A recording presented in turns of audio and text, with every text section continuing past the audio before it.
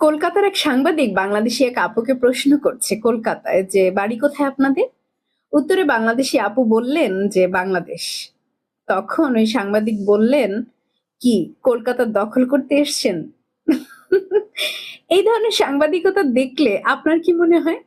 আমার কাছে মনে হয় যে এদেরকে বাংলাদেশে এনে ট্রেনিং দেওয়া উচিত, পড়াশোনা করানো উচিত যে সাংবাদিকতা কেমন হওয়া প্রয়োজন, কিভাবে করতে হয়, ইত্যাদি ইত্যাদি। অপরদিকে আরেকটি প্রশ্ন এই কলকাতার সাংবাদিকদের প্রতি, যে এতটা ভয় বাংলাদেশিদের আপনারা পাওয়া শুরু করে দিয়েছেন ইতোমধ্যে। আহারে। একই সাথে বাংলাদেশি মানুষের কাছে আমার একটি প্রশ্ন রয়েছে, আপনাদের কি মিনিমাম আত্মসম্মান বোধ কিংবা লজ্জা শরম নেই? এই ইন্ডিয়া ছাড়া আর কি কোনো আশেপাশের দেশ নেই ঘোরার জন্য কিংবা চিকিৎসা নেয়ার জন্য? কেন শুধু নিজেদেরকে এভাবে অপমানিত করার জন্য ওই দেশেই যেতে হবে?